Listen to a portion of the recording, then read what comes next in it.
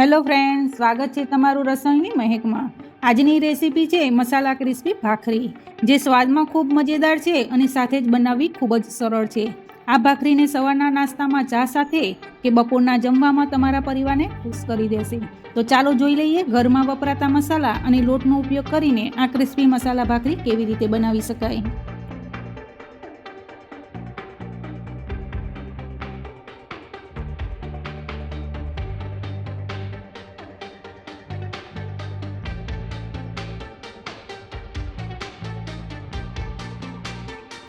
તો ચાલો બનાવવાની શરૂઆત કરીએ।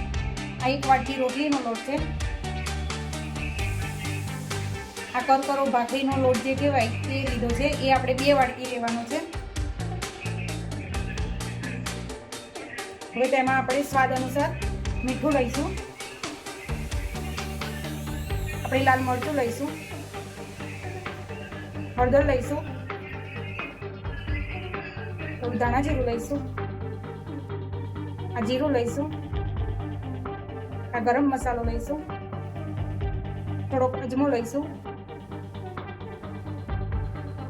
આપણે 2 ચમચી જેવા તલ લઈશું, 1 ચમચી આદુ મરચાંની પેસ્ટ છે તે લઈશું, ઉપરથી થોડી કોથમીર લઈશું,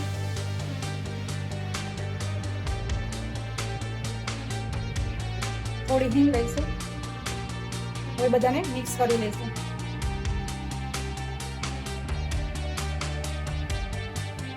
હવે મિત્રો આમાં કોથમીર આપણે નાખી છે, તો કોથમીરની જગ્યાએ તમે મેથી પણ, લીલી મેથી પણ તમે લઈ શકો છો। હવે આપણે આમાં તેલનું મોવણ લેવાનું છે। મોવણ આપણે આગળ પડતું જ લઈશું કે જેથી આપણે ભાખરી સરસ બને। હવે આપણે મોવણ છે ને તેલનું તો આ રીતે લીધું છે કે આમ મુઠ્ઠી વાળતા જો બધો લોટ ભેગો થઈ જાય ને એ રીતના આપણે તેલનું મોવણ લેવાનું છે। હવે તેમાં પાણી એડ કરીને આપણે સરસ એવો ભાખરીનો લોટ બાંધી દઈશું।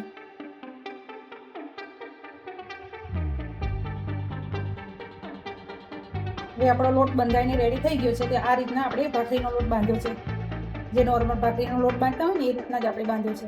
હવે આને ઢાંકણ ઢાંકીને 15 મિનિટ સુધી આપણે રાહ જોઈશું। હવે 15 મિનિટ થઈ ગઈ છે, તો જોઈ લઈએ કે આપણે ભાખરીનો લોટ ભાખરી બનાવવા માટે રેડી થઈ ગયો છે। હવે આમાંથી આપણે નાની નાની ભાખરી કરી લઈશું। હવે તમે જોઈ શકો છો મેં ભાખરી બનાવવા માટે આ રીતે લુવા કરી લીધેલા છે। હવે આપણે આની ભાખરી બનાવશું। હવે આપણી ભાખરી વણીને તૈયાર થઈ ગઈ છે, તો આપણે તવી ઉપર તેને શેકી દઈએ।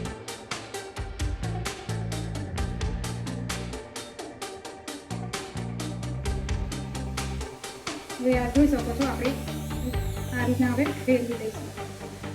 અને આપણે ગેસ છે ને તો ધીમા તાપે જ રાખવાનો છે, ધીમા તાપે આપણી ભાખરીને શેકવાની છે। હવે ત્યાં સુધી આપણે બીજી ભાખરી વણી લઈશું સાઈડમાં। હવે આપણે આ રીતે ભાખરી થઈ ગઈ છે, તો આને પલટાવીને ચોખ્ખા કપડાથી આપણે આને થોડું થોડું પ્રેસ કરતા જઈશું અને ભાખરીને સરસ એવી કડક તૈયાર કરી લઈશું। હવે આ ભાખરીને તમે ચા સાથે પણ લઈ શકો છો અને નાના બાળકોને પણ તમે નાસ્તામાં આપી શકો છો, લંચ બોક્સમાં પણ તમે આપી શકો છો। હવે તમે જોઈ શકો છો આપણી ભાખરી બનીને તૈયાર થઈ ગઈ છે, તો આ રીતના આપણે લઈને તેની ઉપર આપણે આગળ પડતું ઘી લગાવી દઈશું। હવે એ જ રીતે આપણે બીજી ભાખરીને કરી લઈશું। હવે તમે જોઈ શકો છો મેં એક જ તવી પર આ 3 ભાખરીને એક સાથે કરવા મૂકી દીધી છે, જેથી આપણો ટાઈમ પણ બચી જાય અને ભાખરી પણ આ રીતે ફટાફટ થઈ જાય। તમે પણ આ રીતે અપનાવી શકો છો। તમે જોઈ શકો છો મિત્રો કે આપણી આ ક્રિસ્પી મસાલા ભાખરી બનીને તૈયાર થઈ ગઈ છે। આ ભાખરી દેખાવમાં સરસ છે અને ટેસ્ટમાં પણ એટલી જ સરસ ટેસ્ટી છે, તો તમે પણ જરૂરથી બનાવજો। તો મિત્રો મારી આ રેસીપી તમને ગમી હોય તો મારી રસોઈની મહેકને તમે લાઈક, શેર અને સબસ્ક્રાઈબ જરૂરથી કરી લેજો।